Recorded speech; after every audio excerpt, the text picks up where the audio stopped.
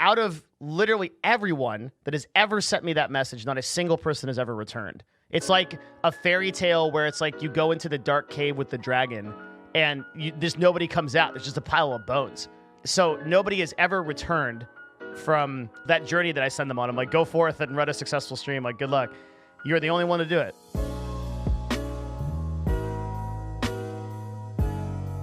Good day to you, sir. Hello, how's it going? Oh my God, what a sexy voice. Oh, I see. We don't even need to have this talk. I already know how you got all those viewers. Okay. So much flattery. It makes so much sense. I instantly lost. Oh, the notepad busted out. We got 5 gifted subs. Andy, thank you, man. Oh, I was typing there. I was typing in chat. Hello, Yamakiller. Well met. Hello. It's great to be speaking to you, man.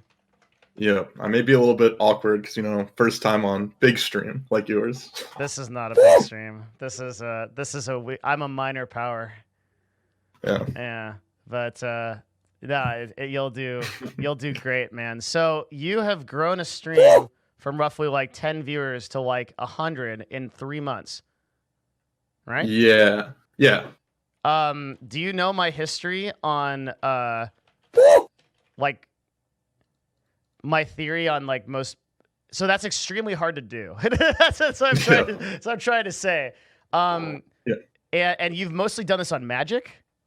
Yeah, I did it solely on Magic, and I also had like a month break because I went over actually to Israel to go meet my family, and the internet wasn't bad enough or good enough to stream. So it's like I grew it while also having a month complete break from streaming, I was very surprised I was able to keep my viewership after that. This is extremely interesting on so many levels. So I have to give a little bit of background on this. So for the last 7 or 8 years, I've been streaming, and there are a few people in chat like Andy who remember that basically all throughout my history of broadcasting, there have been people who have come into my stream and they go, it's the same thing every time. Hey, Devin, or hey, Melixia, or whatever iteration I've existed within. Hey, man, I am starting a stream, and I'm going to be picking up some viewers and be doing some stuff, and just wanted a couple of recommendations and tips on like what I'm going to do. And I'm planning to become a big streamer, and we'll see what happens. And I've just listened to this so many times that I was like, that when you did it, I was like, okay, well, here's some advice, and then you kept coming back to the stream. We kept talking about it, I think. And I think at one point I actually pulled you up on your analytics, was like, do some of these things. And then and then out of literally everyone that has ever sent me that message, not a single person has ever returned. It's like a fairy tale where it's like you go into the dark cave with the dragon and there's nobody comes out. There's just a pile of bones, So nobody has ever returned from that journey that I send them on. I'm like, go forth and run a successful stream. Like, good luck. You're the only one to do it. And so that's why I really wanted to have you on, because this is super interesting. Also, Knight's 75 months at tier 3. This guy, one of our literally oldest viewers. I think you have the longest going sub next to with Kafira and like maybe like one other person that occasionally comes around. Thank you very much, man. Appreciate that. And I appreciate you, our only stalwart mod. So yeah, Yamakiller, how the fuck did you do that? Well, it took me about like a year to even understand like what I was doing. So as you can see, like if you go to the long-term tab in the Selenium Gnome, which I was looking at, I have like a year of just basically no viewership, like 20 average, 15 average, whatever. And the very beginning, so I've watched a lot of Magic the Gathering streams. Like what I used to do, just like every time I'd get home, I'd watch like 5-6 hours of a bunch of different streams while I'm just like doing whatever. Yeah. And I thought to myself, like, okay, I play a lot of Magic as well, and I know I can stream it because I used to stream StarCraft 2 back in 2011 when I was in middle school or something. And I was really bad. But then I thought to myself, okay, if I were to grow as a streamer, try to do this correctly, what should I do? The only time slot that I thought had a chance to grow was 12 a.m. PST to 6 a.m. PST. So that's what I did to go basically from 0 viewership no outward showing of my channel to either Twitter, Reddit, or anything. Literally just streaming. That's all I did. I grew from like 0 to like 20 average, and I luckily had that base. I did it for a month straight. I would stream from 12 a.m. to 6 a.m. while also having a full-time job at McDonald's.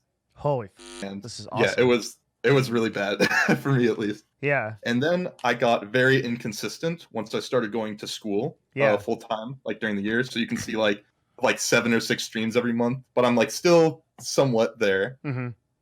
And then during the summer, so I started in the summer of 2018, and I came back full time, basically streaming in 2019. Said, okay, I have some money saved up for my job.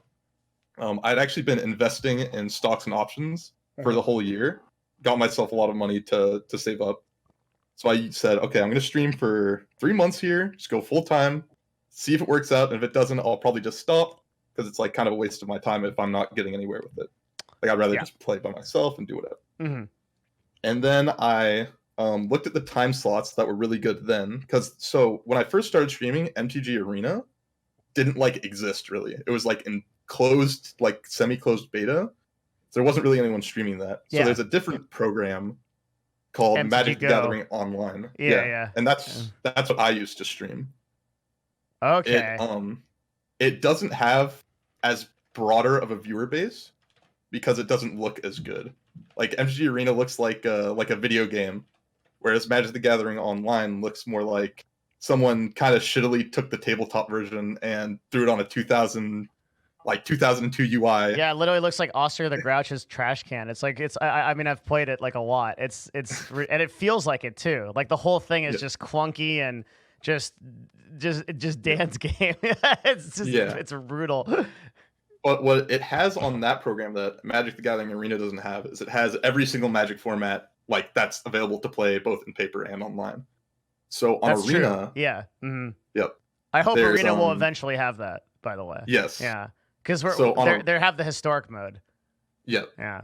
But on Arena, they only have one format that's like the most recent cards coming out. Sure. Yeah. And when it's bad, standard. when it's standard real is bad. like bad, yeah, people like right now, people don't want to watch it because it's just like it's shitty to watch. Oh so yeah, dude. I have been do you know Deathsea? Yeah. I go into Deathsea's channel every night. Every night, if you're sitting in Deathsea's channel at around 2 or 3 in the morning, you will see the Devin Nash name pop up, bitching about Oko Thief of Crowns every day. I hate that card so much. It is. Yeah. It is actually ruined Magic on every single format. Yeah. It's amazing. It's insane. That's the actual power of a single dumbass card is that. Yeah, Oko is literally game ending, and they won't ban it because it's their capstone card. Yeah. It's really rough right now for Magic. It's bad. And, yeah. But so then in June I started going like, okay, I'm gonna go full time, gonna have a consistent schedule, and I'm gonna stream the same format every day because. What do you mean format?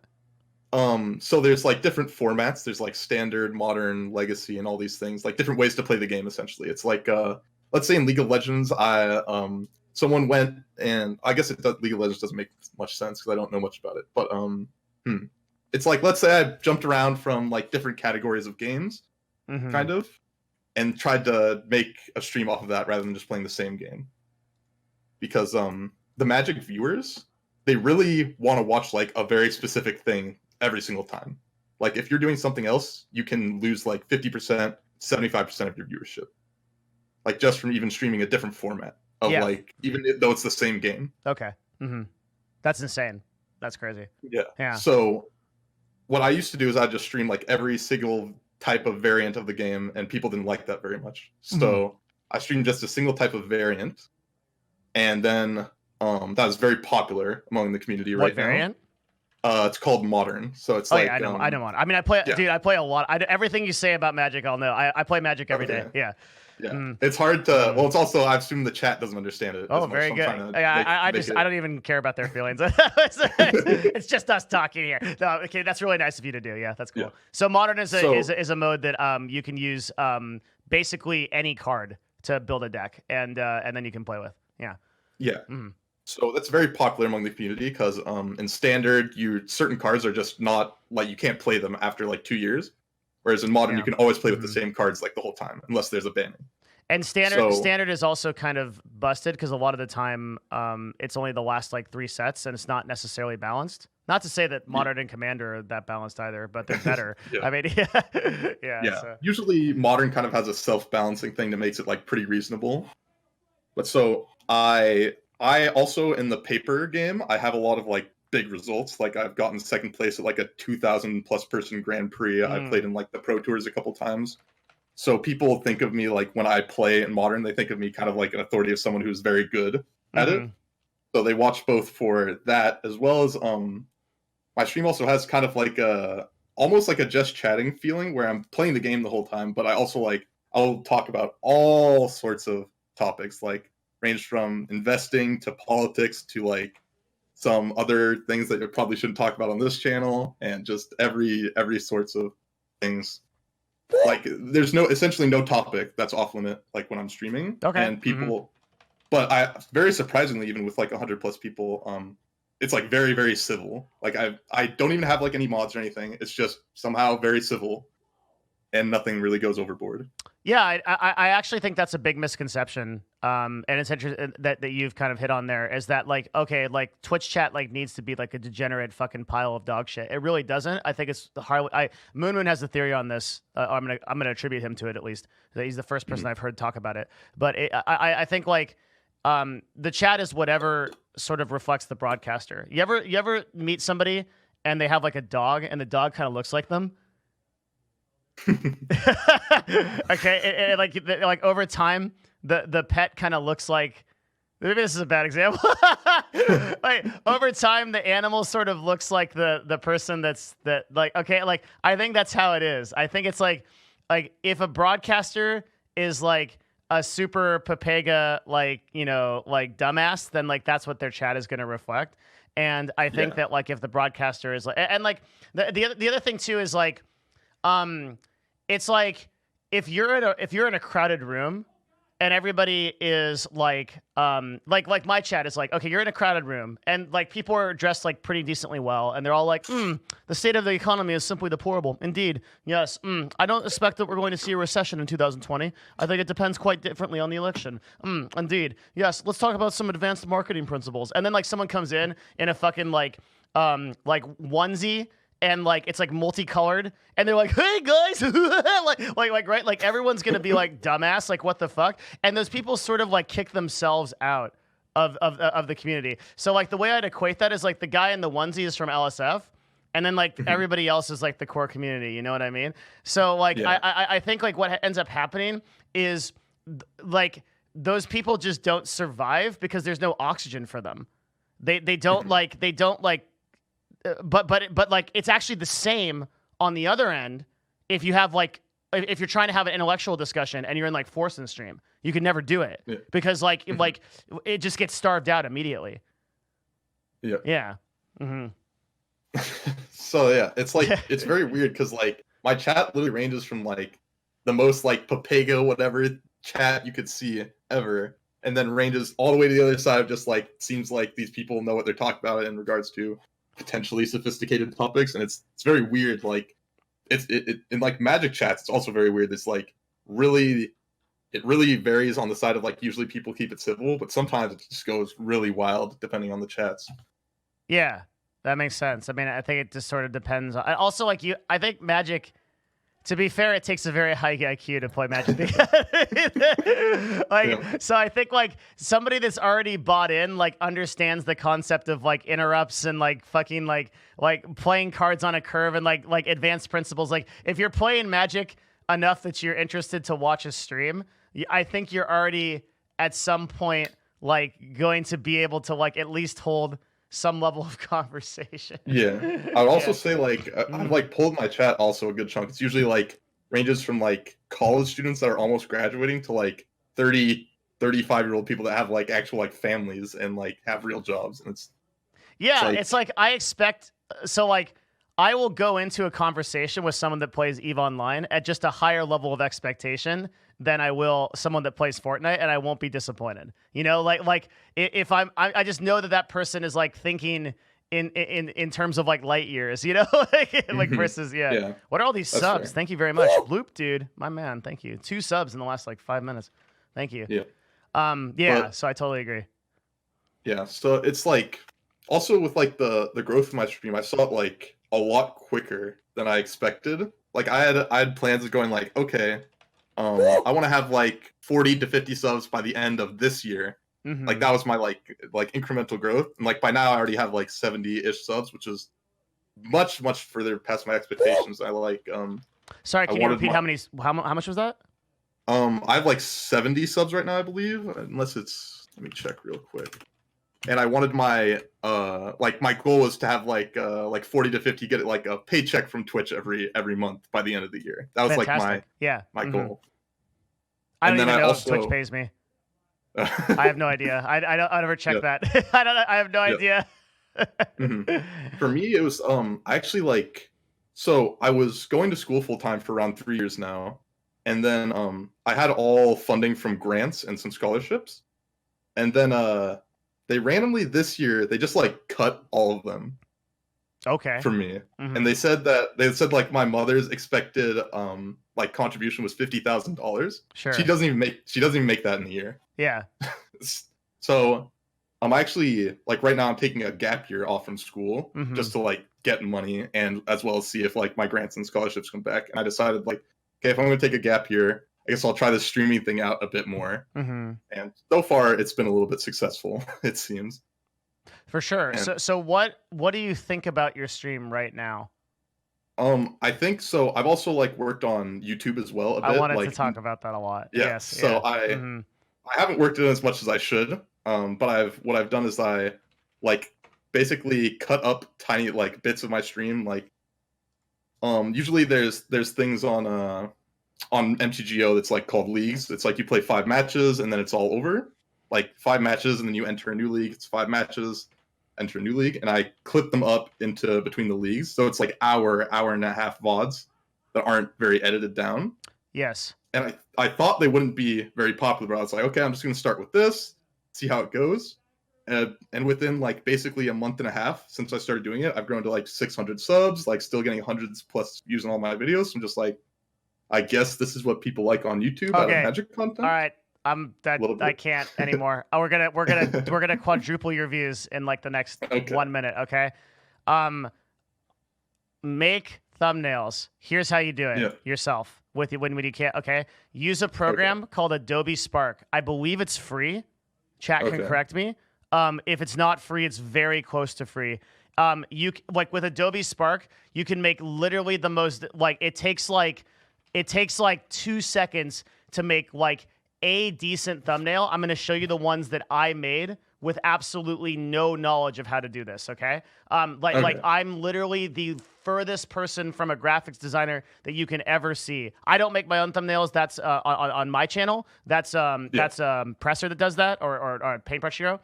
He's fucking amazing. But I'm going to show you some of my work. So here's my work. LOL. Okay, like here's like one thing I did, okay? Like this is like an old school where I've been type of thing, and you can do so much more with like Adobe Spark than this, right? And the point is, I think the number one YouTube channel that you should seek to emulate is none other than Day9 TV. I've watched a lot of Day9 since around 2010. Yeah, I imagine you have, especially since the content's like really relevant to you. So what I would say here is this is an extremely simple thumbnail to break, right? Like he's already using card art. He's using the same graphic here with this like thing. But here's how I would structure. So let's click on like one video. What is this? Best of 3 constructed Ken Your Heroes Mardu Knights. Okay, let's spice this up. We are going to pump you up. Okay, so like this is like what I would do, okay? I would, first of all, BO3 constructed, no one fucking cares. Ken Yuko Hero, no one cares either. Mardu Knights, maybe. P1. Here's how I would word this. First with the thumbnail, right? I might still use the art because I'm acknowledging that you don't have the resources to make like a fucking, tier 3,085 million like fucking YouTube thumbnail, right? But you could still do so much. So you take the Knight of the Ebon Legion card. That is that card, right? It is, yeah. And then you would post like a big text that goes like best black aggro deck, for example, and then your title might be, because you're doing specific content to so let's take like your Sultai mid-range playthrough here. So I'd say like best Sultai deck, and then a big thing is when you're doing like gaming guides and things like that, I would actually word it so like so that might just be all you put in the thumbnail because you want it to be short. But the title would be 5-0. So actually, I'll use my own content because I did this for Path of Exile. It was really successful, especially back in the relative to the videos that we were doing before. So complete ED Contagion Trickster Path of Exile already for 3.7 Legion League. Okay, so there's a couple of like pretty big indicators in here. So one is like I'm listing out the current meta and league. So you would maybe acknowledge Thrones of Eldraine, or you'd use the word like 2019 or something like that, to let people know that it's actually relevant, right?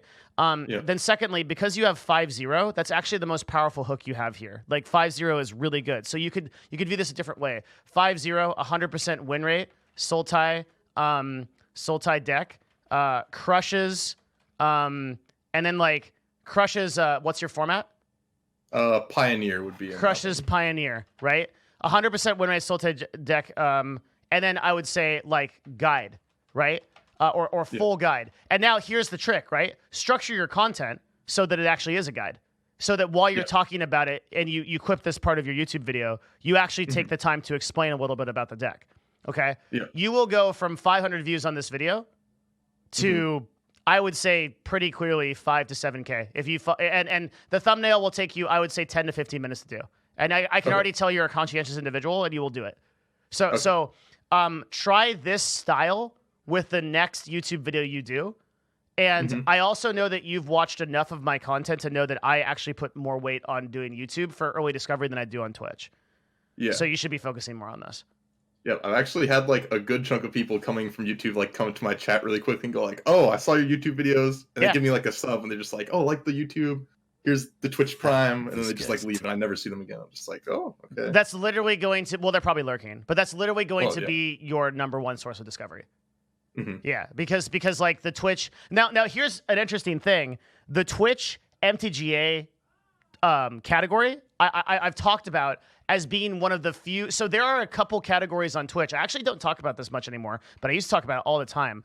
There are a couple of categories on Twitch that can support more creators, meaning that they have the stats that there are not enough people in the category to say that it's like oversaturated. And if you look at like the category, you can see that. So like the way that I actually check this out is I look at what's called the viewer ratio. So the viewer ratio is the average viewers for each channel on this particular directory. So so 91.5 viewers tells me that there's a very high viewer demand per channel. If that number is significantly lower, that means that there's that the saturation is either front weighted in a couple of big streamers, or it's there's just too many people streaming.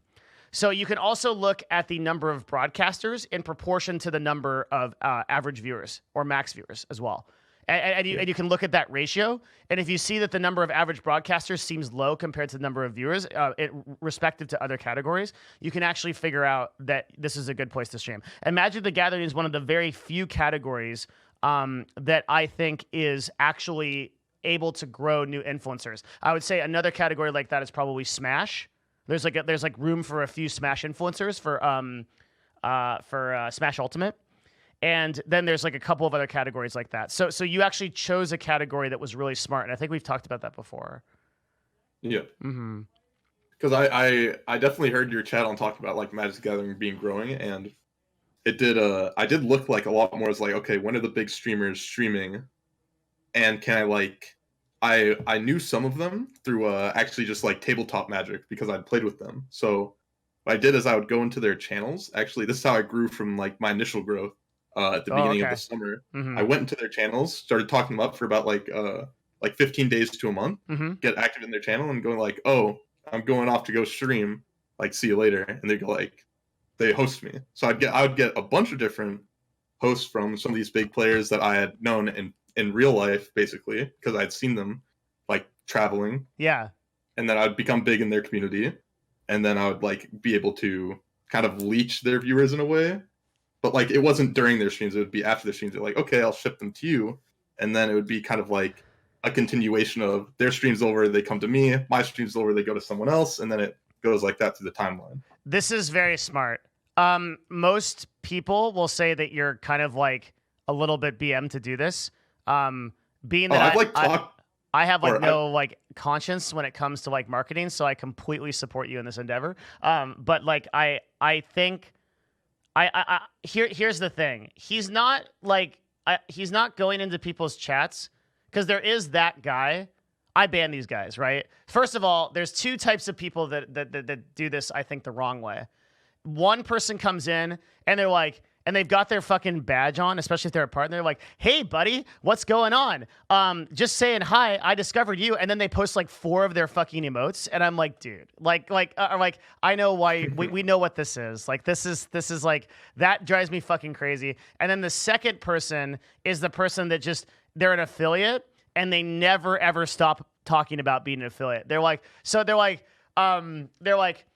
"Hey, how's it going?" And then it's like, no matter what you say, their next line is prepared. You're like, "Oh, good, man. We're talking about the zoo and the various ways that giraffes behave while in it." And then they're like, "Oh, that's really cool. That reminds me that I'm actually an affiliate on Twitch and I stream every day from 5 p.m. And I'm like, "Oh my God, shut the fuck up." Like that's like, that happens like all the time. But the way that you did it was it's like you went in, you built a relationship with the people, and then you gave them the option, like mentioning kind of like once that's like, "Oh yeah, I'm a broadcaster," to host you or whatever.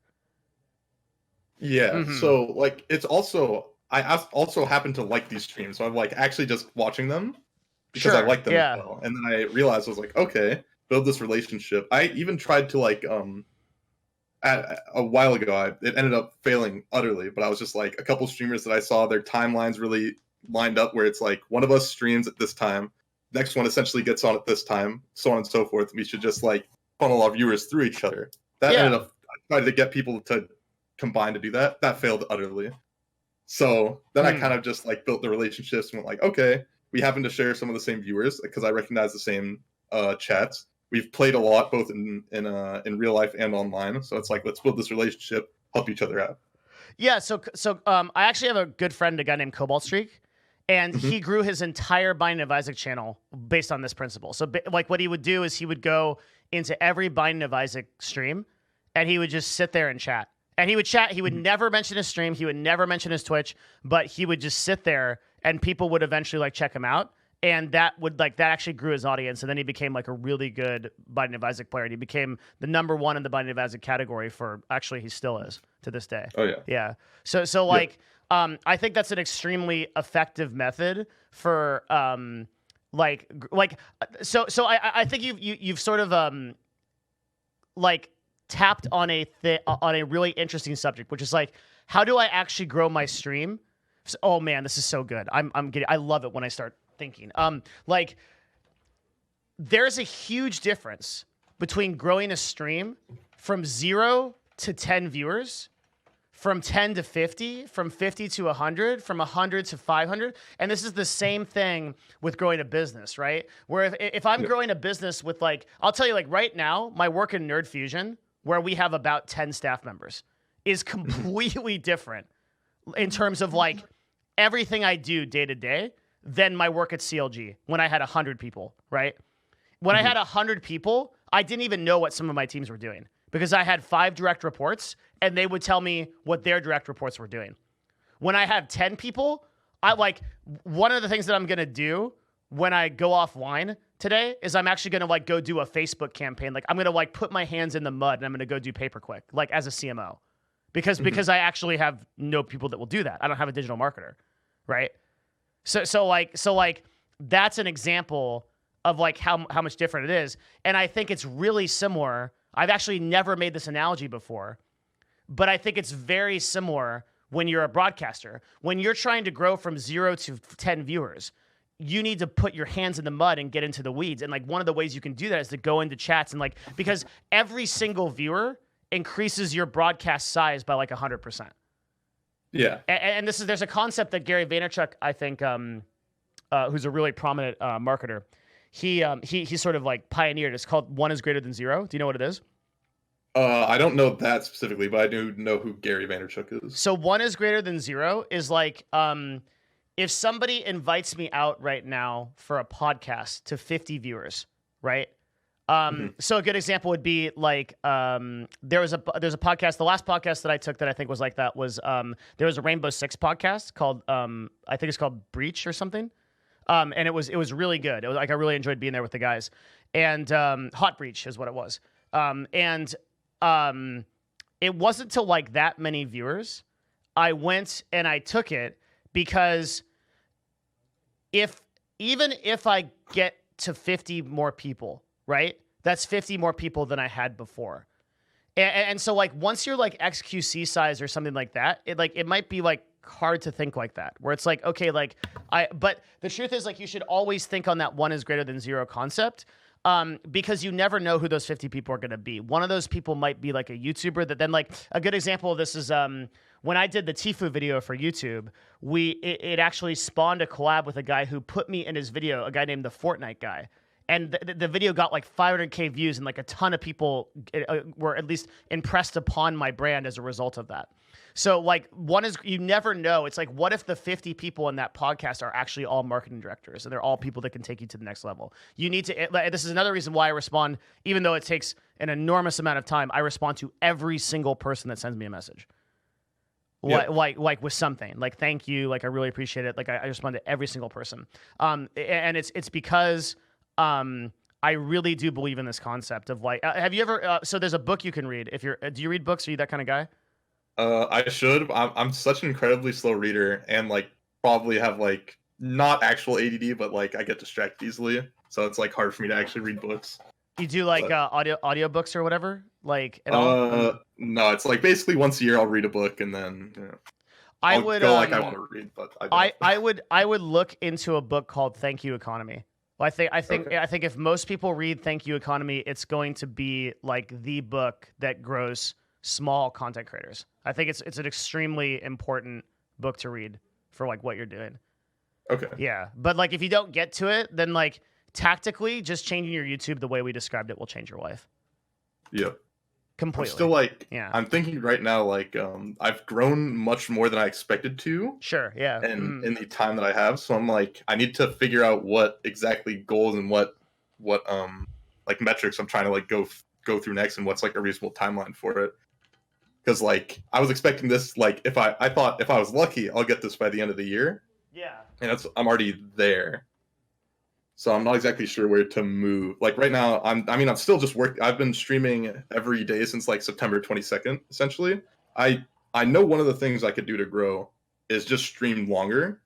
Like most of my streams are like around 4 to 5-ish hours, like maximum. Like sometimes even like 3 hours on some like bad days. But I'm streaming literally every single day, like 7 days a week. But I try to stream like around 4-ish hours so I don't get burnt out doing that. I don't think that's right. I'm a very big opponent to streaming longer hours for a lot of reasons. One is I think that your quality goes down a lot when you stream longer hours, no matter who you are. And number two is I think that, well, just this is coming, and you have to like take this with a grain of salt. You may just be like, "Fuck this guy, I'm gonna do 8 hours anyway." Whatever. Like that's totally your prerogative. But like, just like where I'm at with it is, I think you can think about how you do your content. You can do your content more intelligently, and then you can get exponentially more successful than if you're just streaming longer hours. And I'm going to be frank with you. I really do believe that the reason why people just stream long hours is they're just fucking lazy. It's super easy to hit the start streaming button and play video games.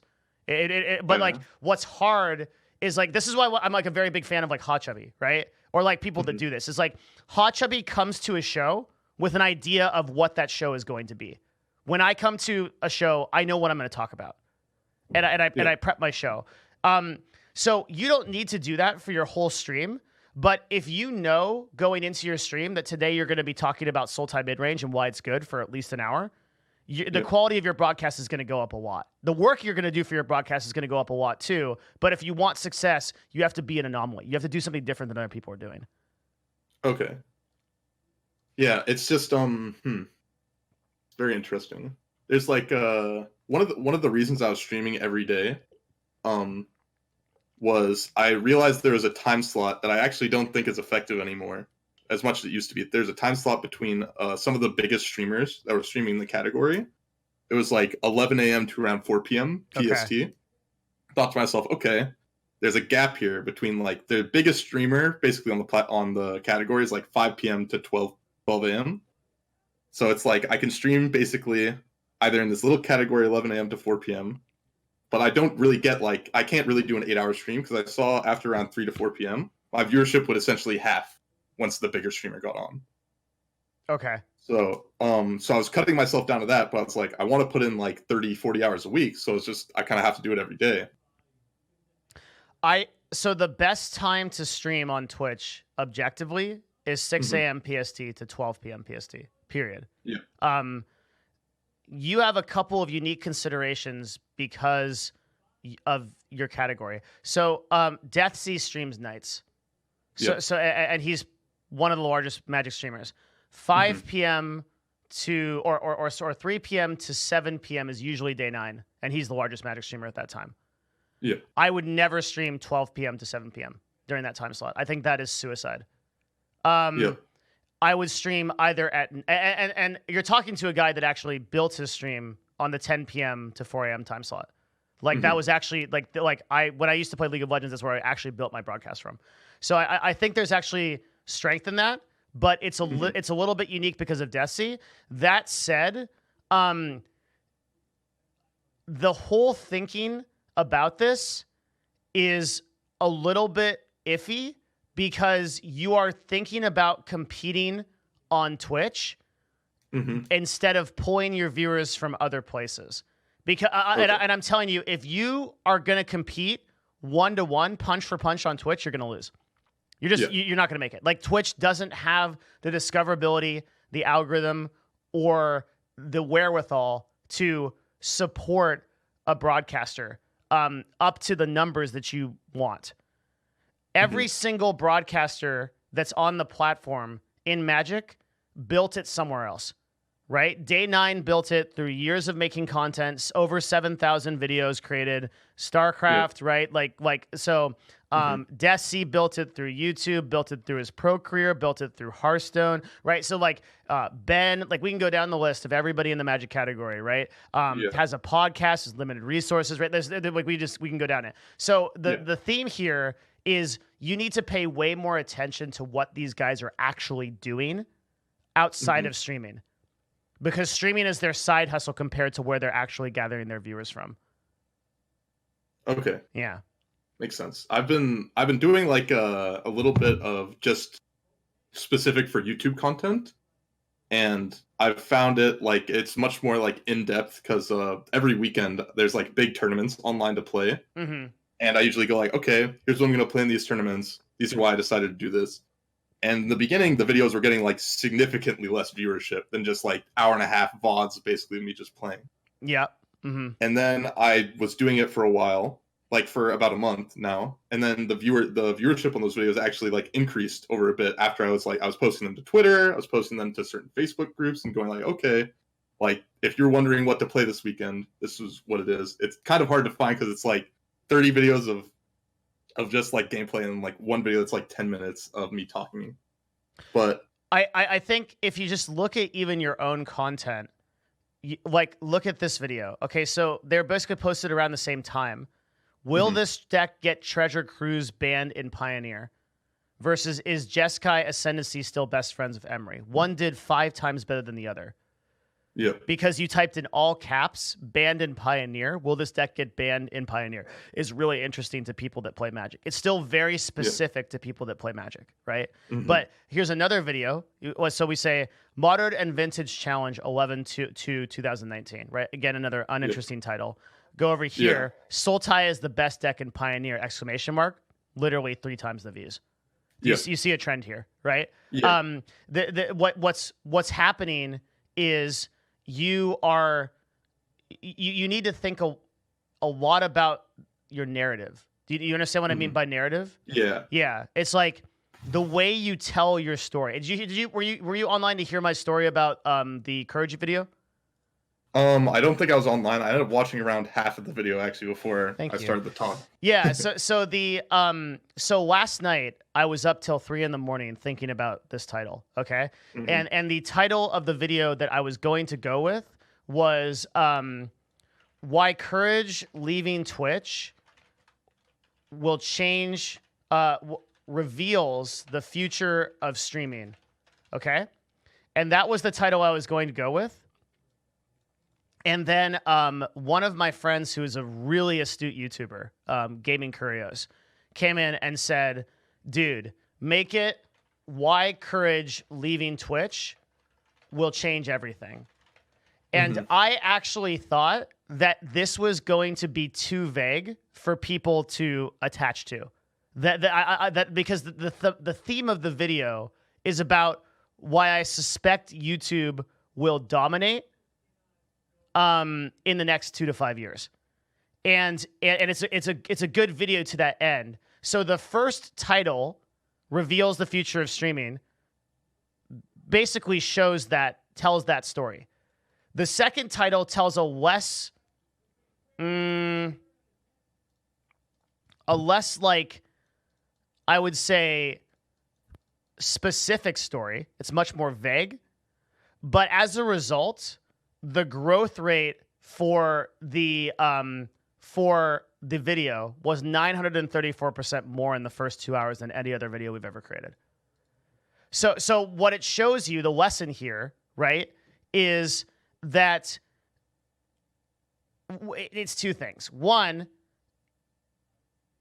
if you have gone down and thought that you are doing the stupidest possible content possible, make it even stupider, and it will do better. Secondly, there is really no limit. Like, how you frame your story, right, is so much more important than anything else. And I'm at the point now where I will spend at least as much time thinking about the way that I frame content than I will the actual content. Yeah. I do somewhat think that, like, especially with certain videos and streams and stuff, that, like, content is, like, a lot less important than, like, how you actually show yourself or present, as well as, like, what timing you have. Your number one KPI needs to be, like, number one, like, go into Adobe Spark, learn how to make, like, a halfway decent thumbnail, paste a picture of a card on it. If it's Sultai, post a picture of green blue. If it's Azorius, post a picture of, like, a white and a blue mana card and like a Griffin or something. And and then you are already experimenting with titles. I think this is really good.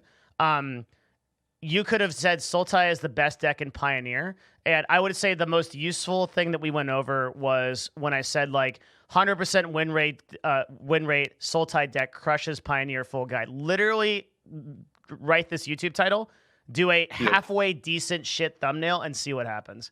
Yeah. Because I've actually had people in, like, real life tell me they were looking for certain videos on Magic. They're like, they saw my videos. They're just like, that title is just like, is all caps, showed in, like, the top thing. And I was like, oh, okay, that's pretty interesting. So I tried doing more, like, you can see, like, if you go lower, there's not, like, any all caps, and slowly more videos are, like, all caps, exclamation points, like, is this broken? Not, like, trying to be, like, actually descriptive of the video necessarily.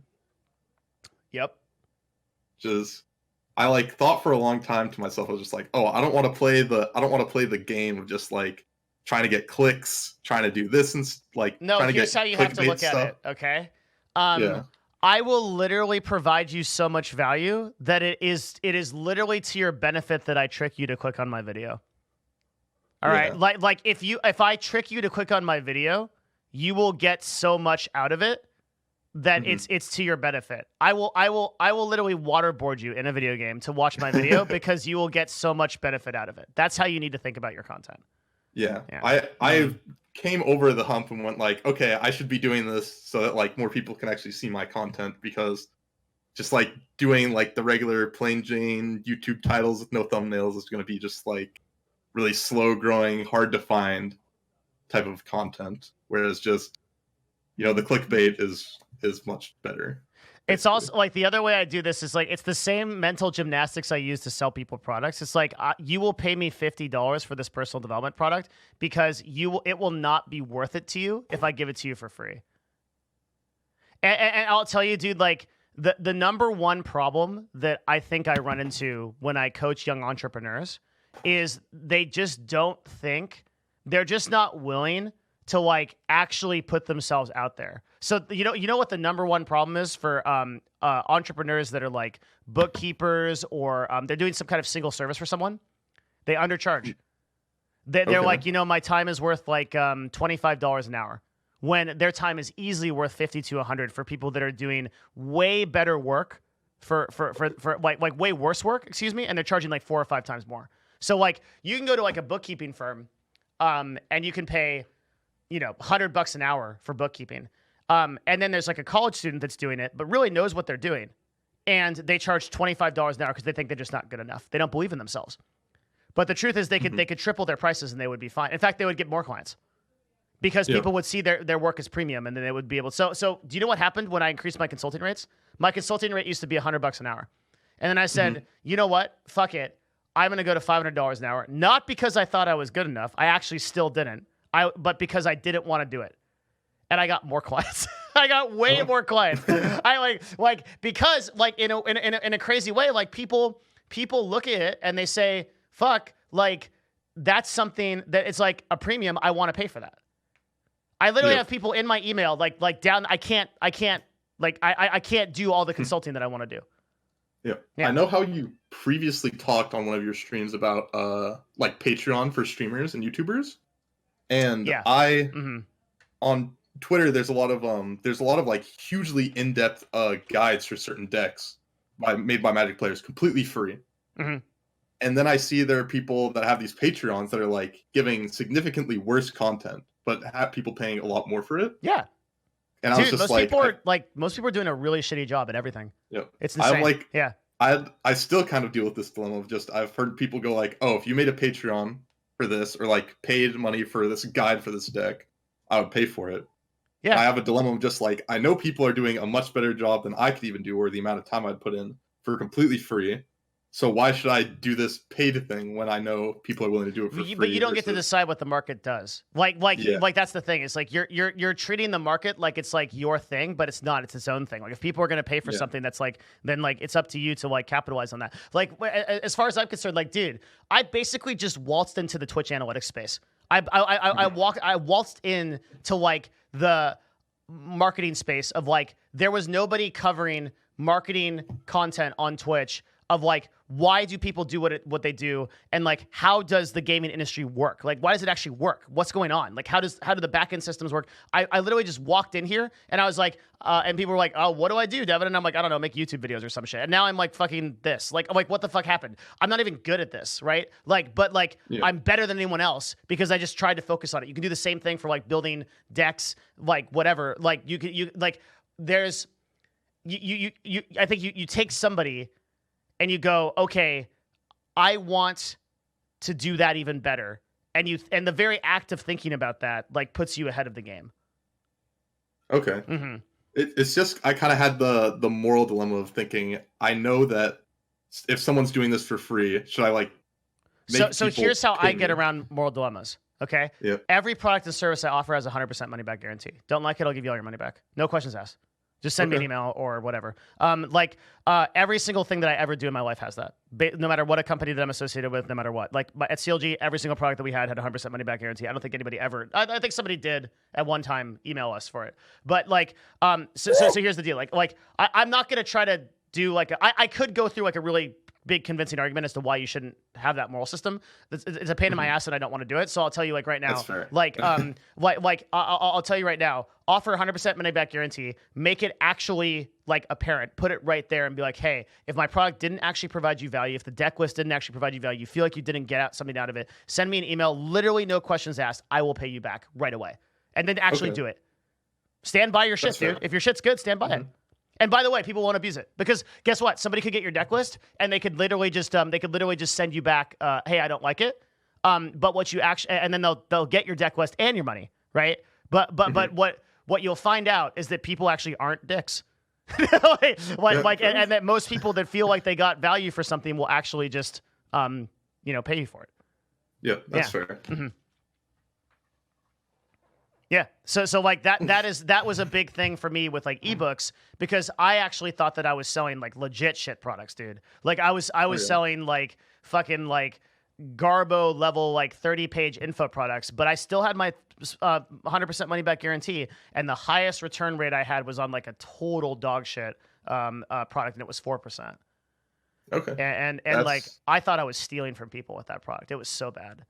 Yeah. Yeah. That's like, I just have like the thought of kind of just like, it feels like I'm stealing from someone when I know that like I'm not really, because they willingly paid for something. They know exactly what's there. Yeah. But it still feels like stealing because I know that there's a product that is basically free. But that is literally the mindset that keeps people in mediocrity. Is that they don't think that they're the one to branch out and do something. They think it should be someone else. Yep. Right. Oh, well, someone else is going to be the expert on that. Someone else can create a better deck than me. Someone else can offer this service better. Why? Like, why can't you do it? What one man can do, another can do. Always. It's fair.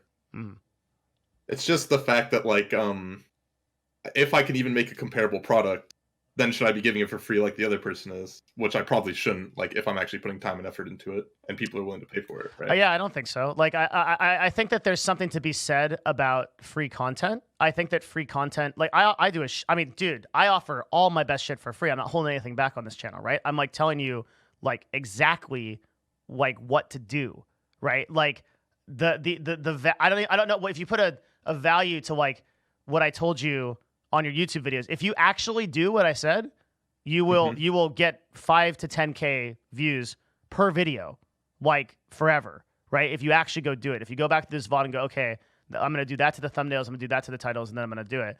And you iterate on this process and you learn from it, that'll happen. What is that worth? I don't know. I give it away for free because, again, this is a concept called thank you economy, and also a concept called jab, jab, jab, right hook. These are all Gary Vee concepts, or it's just easy to explain these marketing concepts in those ways, where it's like, I will, if I am very convinced at some point, if I ask for something, if I actually want people to buy something, and that's not to say that I would do, and I would only do that if I felt like I was really providing a lot of value, a shit ton of people would fucking buy it.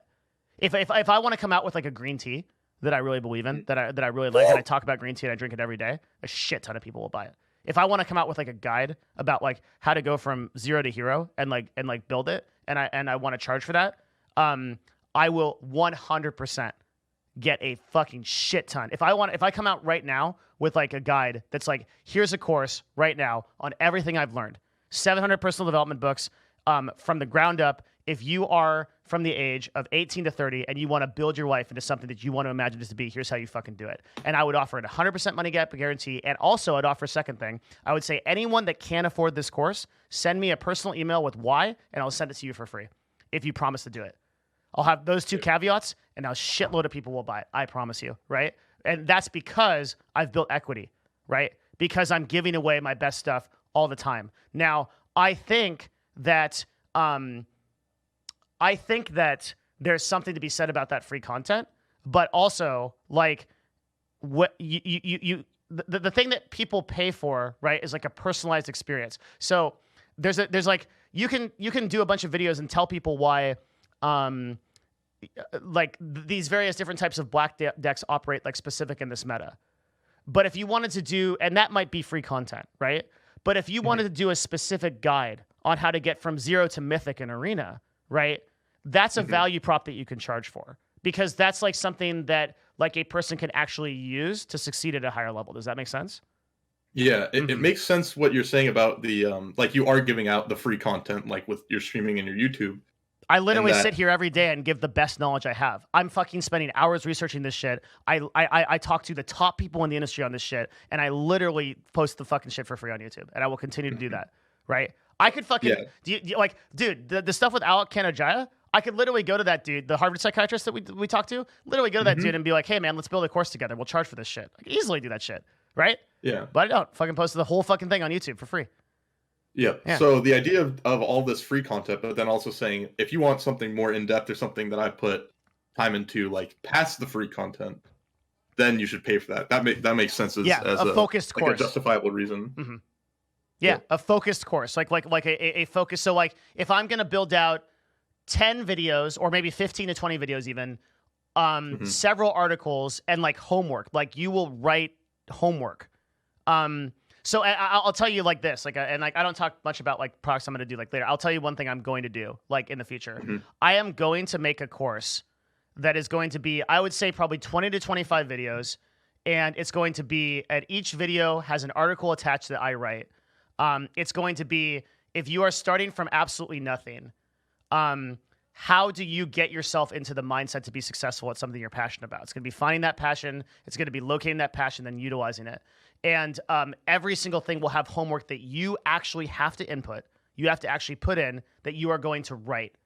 And like you are going to like actually have to do. And that course is going to go through a whole series. I'm going to make it specific to that theme every time. And then if I can, to the extent that I can, I'm going to actually create a community of a specific community, probably on Discord, where people can interact and talk about and share their goals within that. And that will be a thing I do. Okay. And that's a structured thematic thing that I will charge for, because I know that people that sign up for it, that transaction of value will be very important. Very important. I'm 100% going to do that. That's an example of what I would see. See, the difference is I can talk all day about like general success principles or and like the best I have about how to do this. But when you structure it together into a single thing, a single entity, right, that a person can follow along with and do, then that will be like the actual thing that will make it successful. Does that make sense? Like the content you're doing on your stream is very free flowing, like can go any which direction, whereas the structured content is very like, this is what's going to happen, this is what you're going to achieve, this is how I'm going to help you achieve it, and you will achieve it by the end of this. That's right. Exactly. Yes. And that difference is paid versus free, I think. Because you can't offer something to someone that specific without doing like a sort of structured thing around it. Like you could make one video about like black aggro as like one of the best decks in the current standard meta, right? Like which I think it is. But like you can't really make one video about like how to play black well and how to consider like black an actual like how to make good decisions around like how to like maybe how to build your own black deck from scratch. And like utilize cards to like build a deck that's really good. That might be 4 or 5 focus videos that you put behind a paywall of like a Patreon or something, for example. Yeah. It's like the difference between, oh, we're going to play this black aggro deck today versus here's how you play aggro in the grand scheme of the game. Exactly. Yes, exactly. That's the difference. Very good. Yeah, you got it.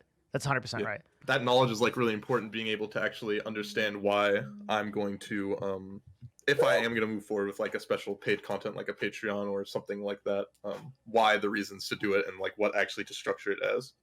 To be clear, I think that you don't need to even think. So I have another piece of advice that might be like a little bit, I don't know if discouraging is the right word, but like I wouldn't think about, so like look at me, right? Like right now, and this is, I'm sorry, I said this, I'm just gonna like stroke my own giant dick right now for a second here, but like here we go, right? Like, so I'm a top 0.001% streamer on Twitch, right? Like by viewership. I have like I've obviously like done what I've been talking about. I've got a C-level background, like all that stuff, the CEO Andy meme, all that shit, right?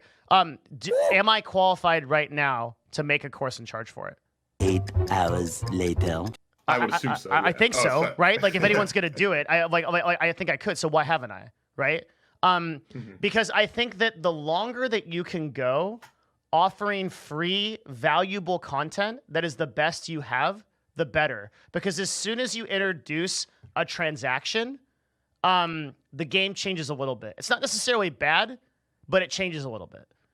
And so like I think like you want to think about right now as much as possible just growth, right? Like what can I do?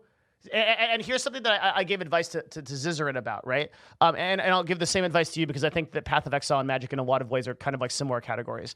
I think that you need to become the expert on something. So like with Zizarin, I would really like Zizarin to become the ARPG expert.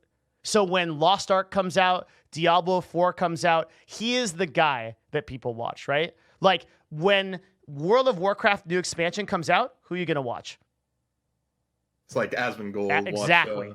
You thought about it immediately. It's Asmongold, right? You go to Asmon or you go to Soda, maybe, right? Yeah. If World of Warcraft comes out with a new expansion, that's where I go. So Asmongold is the person you go to for that content. When I started this stream, my objective was I am the person you go to when shit goes down in the industry. If Courage is moving to fucking YouTube, you better be on my stream because you're gonna get a better take here than you're gonna go through anywhere else. Right? If Ninja's moving to Mixer, we had 1,500 concurrent viewers because that was like the biggest thing, right? People know to come here when shit is going down in the industry. Doesn't happen all the time, but when it does, I will be the person you come to, right? Yeah. So for Zizarin, I would really like for him, what he could start doing is he could start making YouTube videos about ARPGs, reviewing ARPGs, guides to ARPGs, playing different ARPGs, so that when Diablo 4 comes out, he's the fucking dude. And now his stream skyrockets to 30, 50K viewers, right? And all of a sudden, he's the #1 on Twitch. That's how he does it. You can do the same thing with Magic, where it's like you become the fucking expert on certain types of decks, certain types of modes, anticipating Wizards releasing so like, for example, if you want to become an expert on Modern, and 3 months ago, Wizards released the Modern-only set, right? If you were positioned at that time to be the fucking dude for that, right? It would have grown your stream like crazy because people would have come to you for that kind of authority. That's what I think you have to think about. Where do you want to be that expert precisely, and like how do you function and how do you structure that? Yep, I actually had a little bit beforehand. I was trying to structure myself as like an expert in a specific deck, and it actually grew my stream a good chunk along with my YouTube because I would just play that deck. Did it for around like a month. Yep. And then I also went to a big Grand Prix, had a reasonable finish, and people were just like, okay, this is the person who knows what's happening. Another person also with my deck list had an even better finish than me. They shouted me out, and everyone was just like, this person knows what he's talking about. We go to him for these deck lists. Like on the Facebook page about the deck, they were talking about me. Like Twitter, they were talking about me and all these things. And that helped me grow like a little bit as well with like just constantly doing YouTube uploads along with Twitch. But people were coming in and asking me questions about it. They were going like, when are you going to play this next? Like, what do you think about my deck list? And people were engaging with me a lot about that specific deck that I was playing. And I've almost done that again with a different archetype as well, which people come in and say, look at my deck list. Oh, I'm coming for this content. People on Twitter have said, oh, I'm using your deck list, doing great. Like, go watch this guy's stream. And it's like been very, very good as well. Yes, because you are becoming an authority on something that will always work. Dude, I honestly think that so much of my fucking marketing knowledge came from Batman, dude. Like the scene where it was one of my favorite movies of all time, Batman Begins. The scene where Ra's al Ghul walks into the prison cell and he leans down and he's like, a man can be tied up, locked away, killed, or disposed of, right? But if you become more than just a man, if you become an idea, then you become something else entirely. A legend, Mr. Wayne. Right? Like you become the expert on something. You become the idea that it gets embodied into. And it doesn't have to be like a huge grand thing, right? I'm just the expert on shit that happens in the industry. Like the gaming industry. There's fucking tons of shit going on. Who the fuck knows what's going on? We got like elections and shit. There's fucking wars and shit. There's like special forces killing like dudes in like fucking other countries and shit. I don't know about any of that shit, right? Like there's oil, there's space. I don't know. Like there's all kinds of shit I don't know. I'm just here in my thing. And it's like, you know, and then like when people ask me, it's like, well, Devin, like, what do you think about, you know, this other thing? I'm like, I don't fucking know. You stay in your lane and that's enough, right? Like, I think people try to go like too general. Like, I'm just going to be a streamer that plays video games. Who fucking cares? What do you do? Like, well, what's interesting about you that's different from like what other people can provide? Yeah, you can see that specifically when you see like people who get, let's say they played Overwatch, like except for Moon, who did this amazingly, but people who were playing Overwatch, like Seagull and some other streamers, they were like 10K, 20K viewers, and then they tried to play other games and went down to like 3K, 2K, sometimes less, because it's like, we came here to watch you do this thing. We didn't come here to watch like you do something else that I don't care about. Well, Moon's an interesting case because do you know what Moon does as a niche better than anybody else? Well, not personally. I find him very entertaining, so I've watched him for that reason. Though you just answer the question. He's funny. He's funny as fuck. So he became. So if you want to watch, that's a niche in of itself, though, my man. It's like if you want to watch the funniest fuck guy on Twitch, you go watch Moon. Right? Like if you want to watch a guy that does that, that's who you watch. Like comedy in of itself it's a very powerful niche. It's like being funny is one of the most powerful things you can do. I literally took improv classes to become more funny for this fucking stream so I could entertain these monkeys in chat. Like it literally is like it literally is improving upon, like I think you've probably heard me, like improv class I think is one of the number one things that you can do to like actually literally improve every aspect of what you do. Yeah. Yeah. Mm-hmm. I've thought about doing things like that, but I'm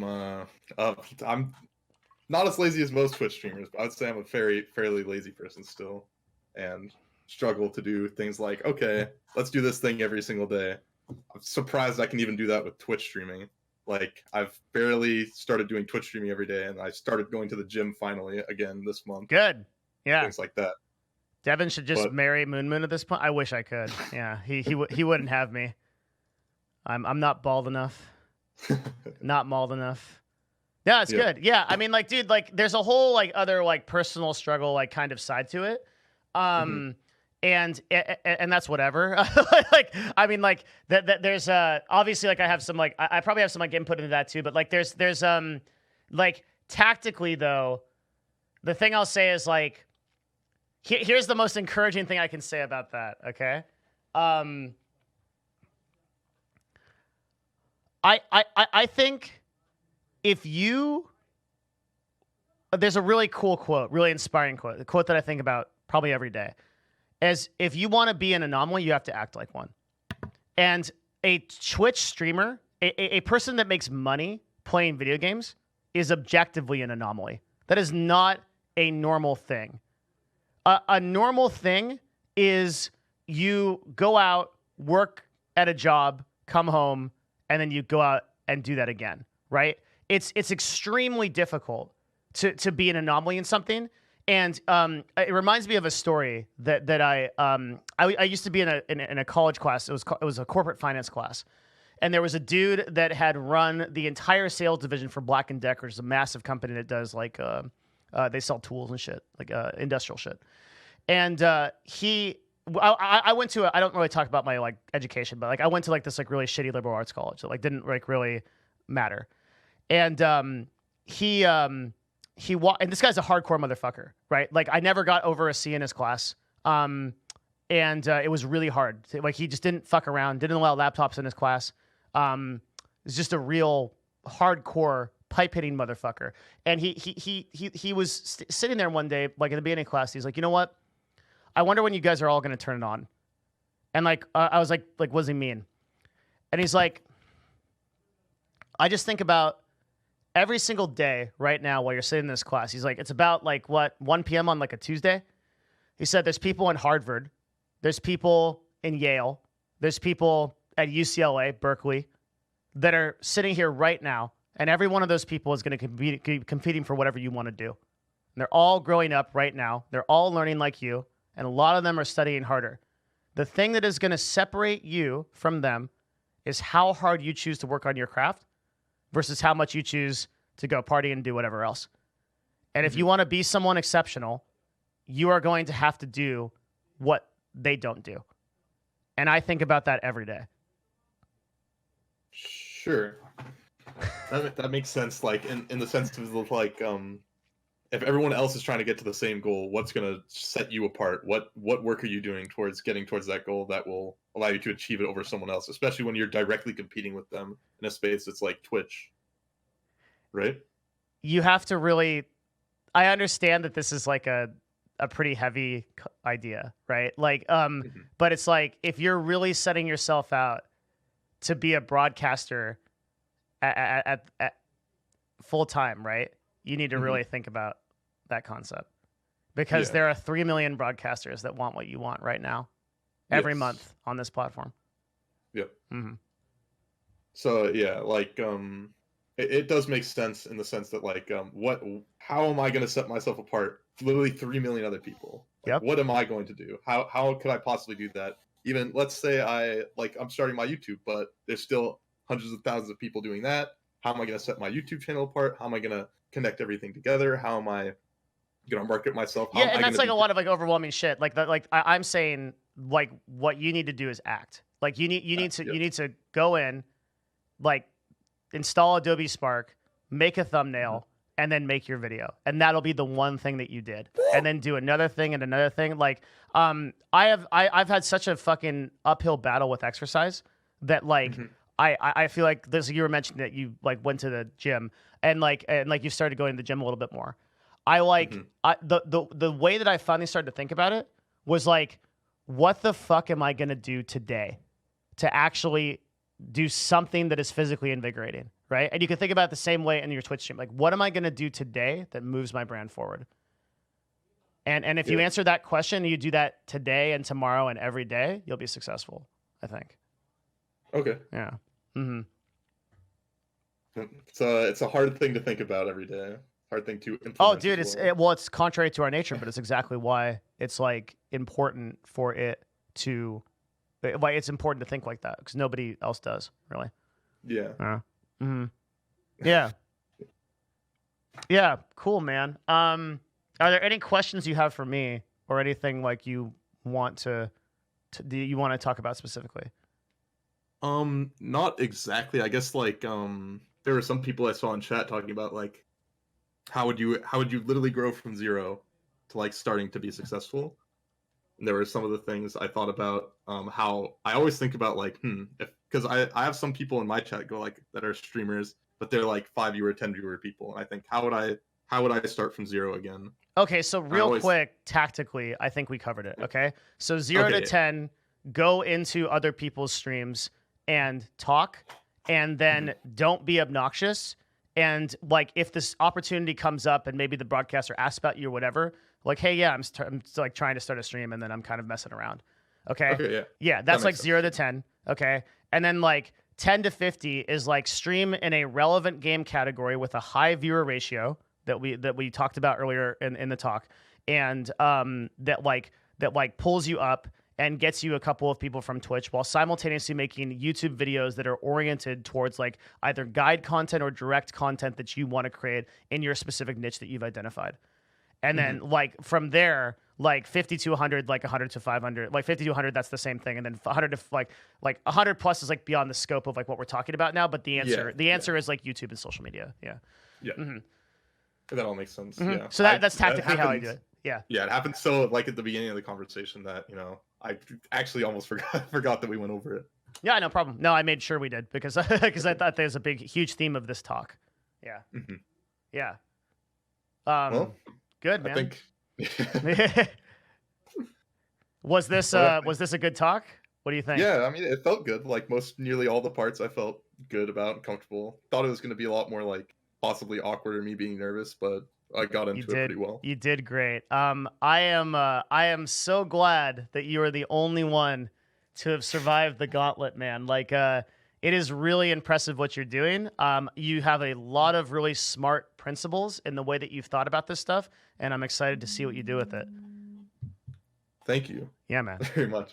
Yeah, I'll try my best to get bigger, and hopefully it'll be someone else who breaks the gauntlet.